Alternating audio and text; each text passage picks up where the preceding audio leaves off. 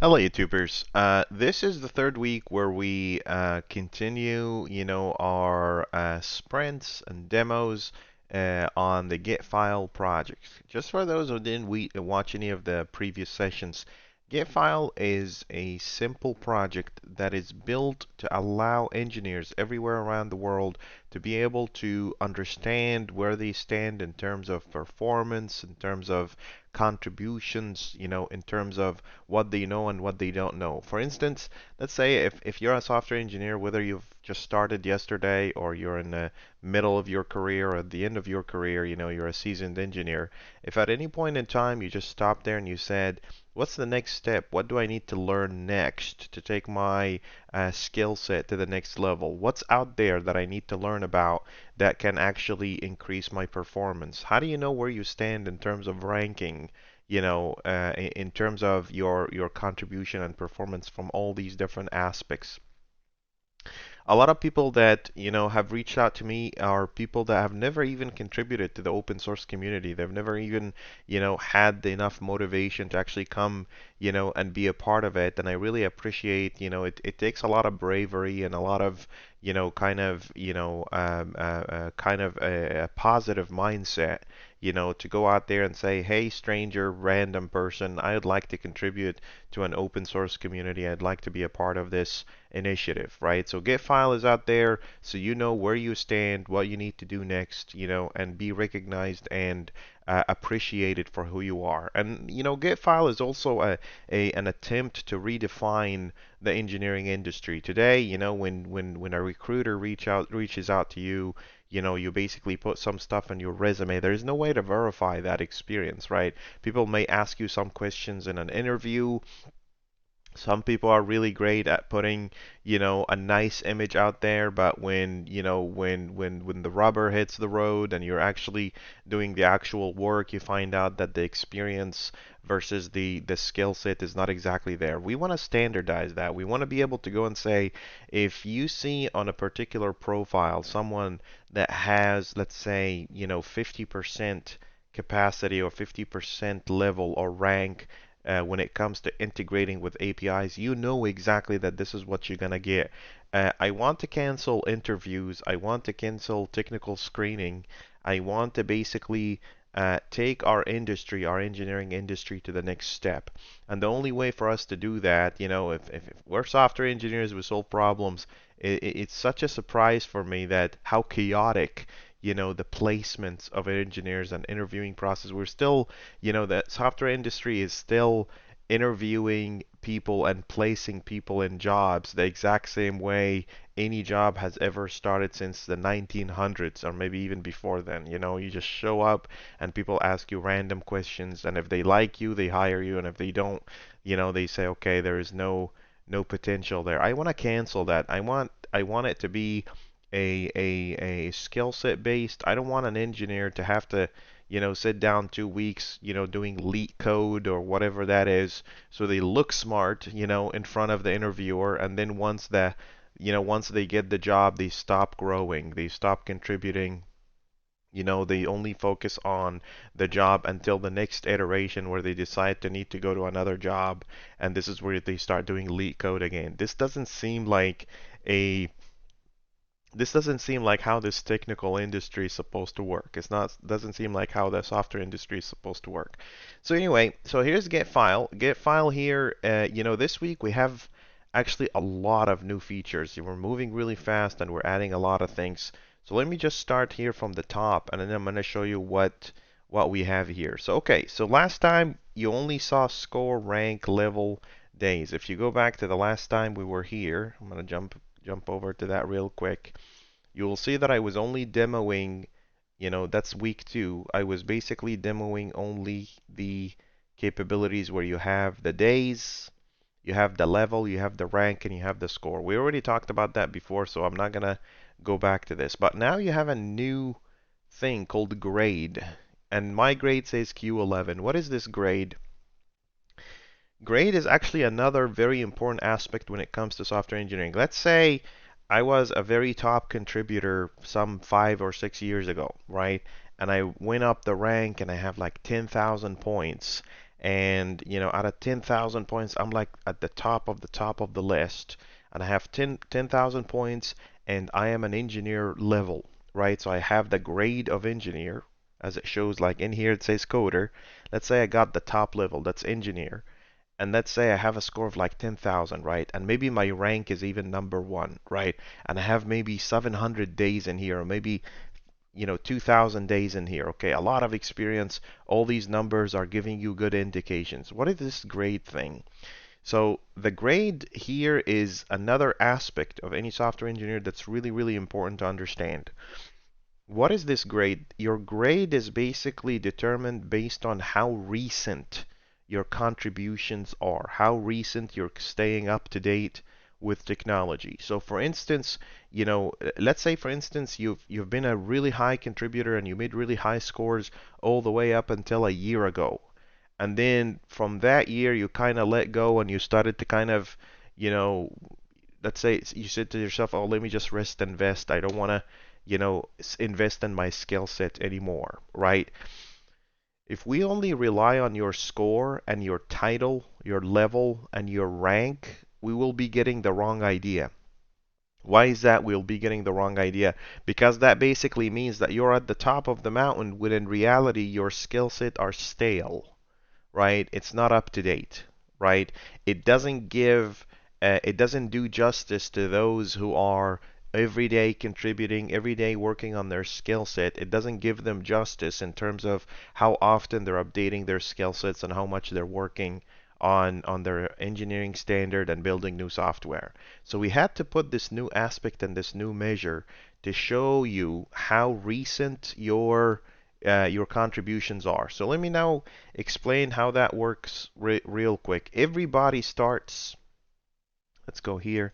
Everybody starts at A plus. So if you are a contributor, let's say we have, you contribute 1/1/2021, and then you went and said, you know, here's a bunch of days, right? And we're going from the past to the future here. So, 1 2, 1 3, 1 4, 1 5, 1 6, 1 7, 1 8, 1 9, and 10.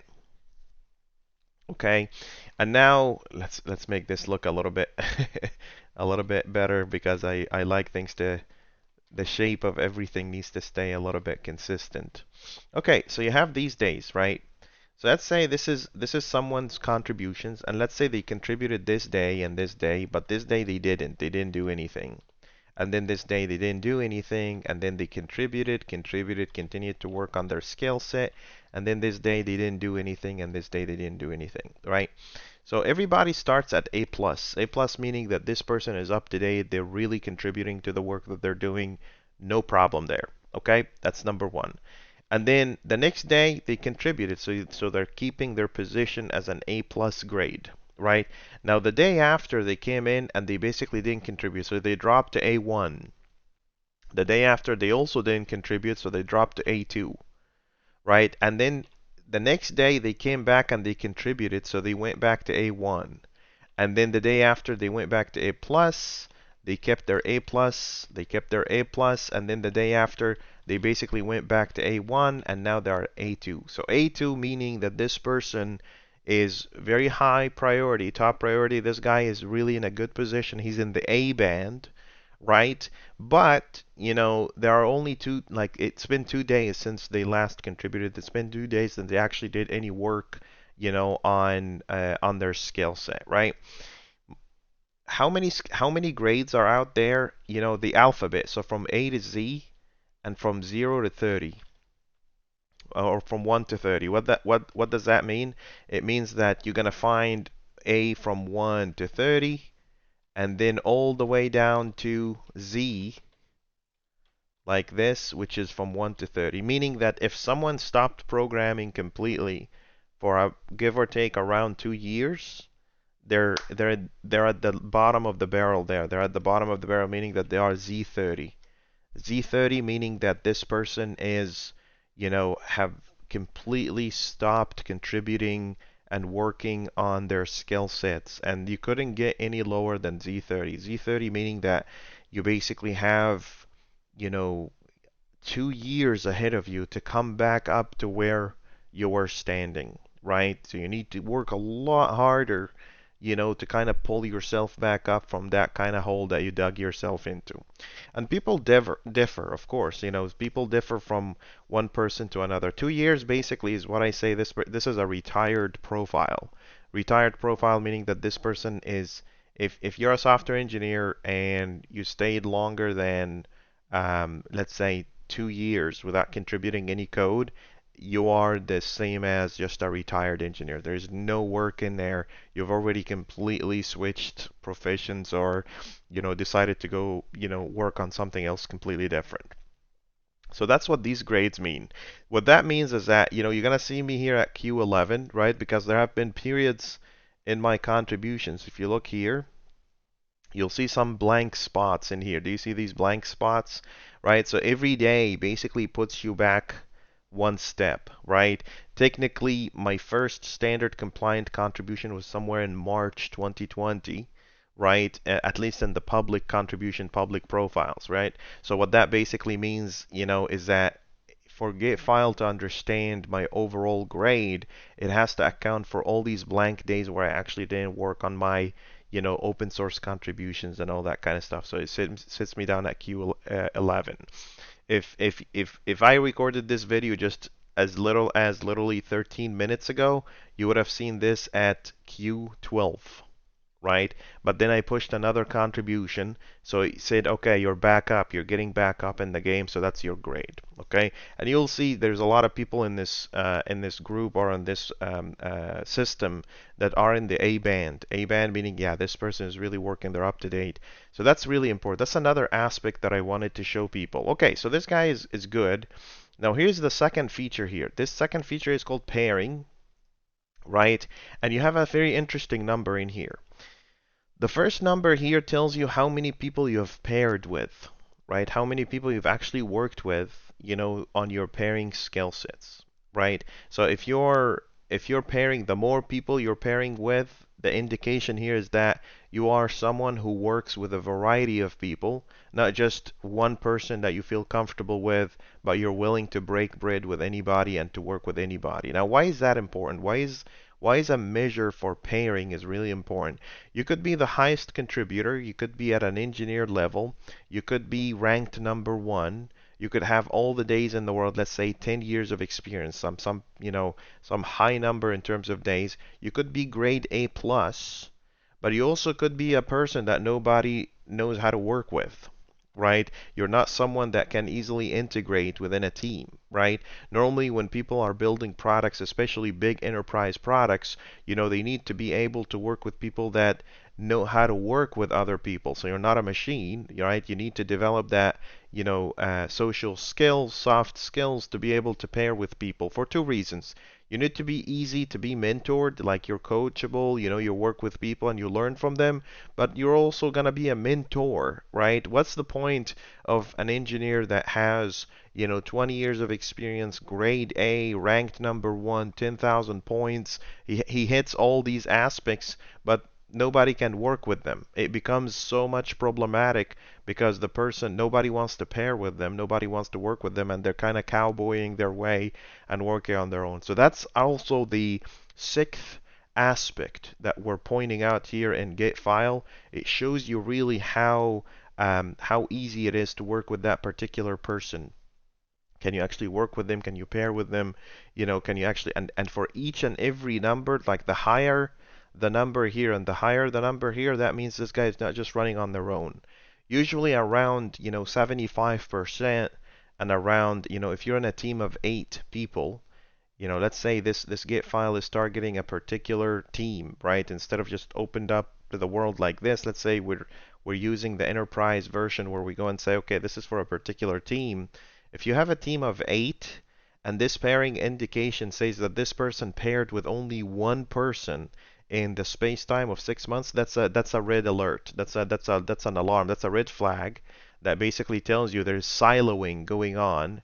that there are two people that are having cliques or having like kind of silo, and they only pair with each other, and everyone else is in the garbage. So this is your indication that the rotation, that the whole team is actually working together and pairing together from a management standpoint. Okay. So this indication here is super important because this basically tells you whether there's this disease of siloing, do you have a savior complex? Like if is there someone that is running on their own? If your pairing gives you 0, that means you don't pair with anybody and you have the highest grade, that's a big problem. That's someone that people can't work with. They're very smart, but they can't work with. It becomes a big problem. We enhanced our graph here a little bit. It used to be just one big circle with something popping up, like they call it explode. We changed that a little bit, and as you can see, the more variety. Ideally, the goal here is to balance things out. So CodeRub, page, acceptance, all of these need to balance themselves out in terms of impact. So this is your kind of balance. But with this balance comes also some questions. Like some people say, how do I keep this balanced and all that kind of stuff. I added in a new feature in here. This is, of course, your indication for every month, your contributions and all that. I added something in here called last contribution. What this last contribution is that basically it comes in and it tells you, okay, you're doing really good with infrastructure, but the last time you contributed was, last month. We're already in November 1st, recording this video. The last time I contributed in the last month. You look at dates like this. Oh, look, the last time you did an acceptance test was actually in April. In April this year. That's really bad. That means you haven't really contributed an acceptance test in a very long time. That means your skill set is getting rusty, right? You're not really working on all different aspects of software development, right? And if you want to be just a back-end engineer or a front-end engineer, that's okay. That's acceptable. You can just go and say, okay, this is my focus. I don't care about building acceptance tests because I'm doing front end stuff. So I'm mainly focused on page and data and base and components and stuff like that. Maybe not even data. That's okay. But at least I'm giving you the opportunity to kind of see that and determine for yourself when was the last time you've actually made a contribution. Like, look, the last time I did page was August last year, right? So that's of course for the open source contributions, but this is really important. And how long it takes you, of course, you have the average time in here. So for each and every one of these contributions, it'll tell you, hey, your average time building an infrastructure component is about 4 minutes, but you also take 6 days delivering a full foundation service. And you take 2 hours on average to deliver a broker. Why is that important? Because you're going to get a requirement as an engineer, and someone is going to come and say, hey, build me an endpoint end to end, that does XYZ, right? And then you determine, oh, I need 3 different components, 3 different models, and 3 different, foundation services, and maybe 1 orchestration service. It says that based on my average, it'll take me, give or take, based on get file, estimates of maybe 10 days, right? And you will be accurate because I already built in the algorithm that is looking at the data that nobody's really looking at. The time you move a commit, the time you merge a commit, it's looking at that data and it's telling you exactly how long you would take at delivering a particular value. But this is not just an indication for you to read, it's also a goal. Like if you're taking 6 days to deliver a component, why is that? You probably need to work on more components, and you need to make sure that you kind of lowering that average time as much as you can. This is really, really important. Because if you're not lowering the average time as much as you can, that means you're not learning anything. That means the data is not really recent, in your mind. See, this is much better than actually doing an interview because, if you look at these things, this is your real-time data and you're writing your own, history and your skill sets through code rather than, just putting some lies in a resume or whatever the case may be. So you have average time, you have the, number of PRs that you opened. The higher the number here, the more accurate your average time is going to be. Like out of 36 code drops, if it takes around 3 hours, maybe that's right. Okay, especially if the code drop is requiring a lot of work and all that kind of stuff. I know for a fact that a lot of these are super accurate. Like if I'm building a broker and I'm explaining it to someone, usually when I do these things, I'm doing it on video, and my videos take around an hour and a half, right? So it takes a little bit of time for me to explain things to people. Acceptance is 31 minutes, absolutely true. This page might have been like back and forth on the same PR, and it's calculating all that. Doing a migration is around 10 minutes, absolutely true, and so on and so forth. Okay. So that's this section. Okay. Now, this section here we already talked about any open opportunities. So let's say you're low on infrastructure, you need a foundation service, whatever the case may be. All you gotta do is just go and say take it, and it will create the PR for you. Yeah, like it's gonna take you to the issues, and now you'll be able to kind of work with whatever you got going on here. So this is easy. And then at the very end here, I added something new here. This is all your efforts. So if you're not sure that you're actually being rewarded properly, I'm giving you the opportunity here to actually look at the last commits that you've made, right? So let's say for instance, I just pushed, contributions to the standard, which is a documentation. I want to know what the system knows, so I know that I'm being rewarded properly. In case you're not seeing the numbers, they're just waiting on the digestion service to be able to kind of extract that information for you. This is really what this is doing. It's basically going and saying, the last thing I know that you've actually contributed is this PR, and you can actually click view, and it will take you to the PR that you opened, and it will tell you, yeah, you actually did a code drop to fix the signature and the title, and before that you did a documentation pull request to show you an introduction to the team standard and all that kind of stuff. So this is what this is for. It's a more like a reassurance that tells you, hey, this is the work that you've done, and we are aware of it. You opened it at this date and time, and it's of course ordered, with time in a descending matter. So we're starting with the most recent, and we're working our way down, to each and every one of those. We're giving you the score. We're giving you how many, commits you've made. This total is total commits, and this is what you got. This foundation service, I can tell you this right now. This foundation server has 36 commits, right? And I got only 5.6. Let's go over there and see what's going on. Look at this. So if I go at the commits, that number is true, right? It says 36 commits, right? And then if you notice, I didn't get the full points of 10 points for a foundation service. I got only 5.6. Why is that? Because I was pairing with someone else, Mahdi, in here. So you see, we split the reward between us. But while you're splitting the reward and you're saying, oh, I want to have a higher score, if you don't actually split the reward and pair with people, it's going to really hurt your pairing aspect. So kind of balance things out, work with things both ways, and try to see what's best for you. So these are 5 features, just this week. I'm super excited about this project. It continues to grow. At this point in time, we have really inching over 150 users on the system, which is such a validation, just to see people coming in from all different parts of the world and reaching out and saying, hey, I want to contribute to the standard. I want to be a part of, an open source community, but I also want to learn. Just remember this: the main goal of this, you as an engineer, as a software engineer, your growth, knowing your self-worth, and the ability to just pull your legs into the open source community and help you kind of contribute. And I'll continue to open up new projects and new capabilities. And if you know of any project that's actually following the standard, I don't mind to have that as an opportunity. So this way we're kind of creating a funnel where people kind of contribute to real life, real world projects, so they have their names there forever, but also learn, about how to contribute to open source community, but also learn the engineering standards so they can be useful for their friends and families and be kind of hopefully productive in their workplaces or whatever they go do and whatever they want to say. Lastly, the ultimate goal also of Gitfile is that if any catastrophe happened to the world, we want to be able to find the best of the best of the best engineers out there. And today there is no measure. Everybody lies on their resume. Not everybody. Like a lot of people will put things on their resumes that is not true. Anybody can, just play with leak code for a little bit and then, knock out any interview out there and show the world that they're, Donald Knuth when it comes to solving algorithms. But when they sit down and actually do some real work, you're dealing with a completely different person. So this is standardizing. We're basically rethinking the engineering industry. We're rethinking how people are getting placed, and how people get, like again, like I said, I want to cancel the interview process.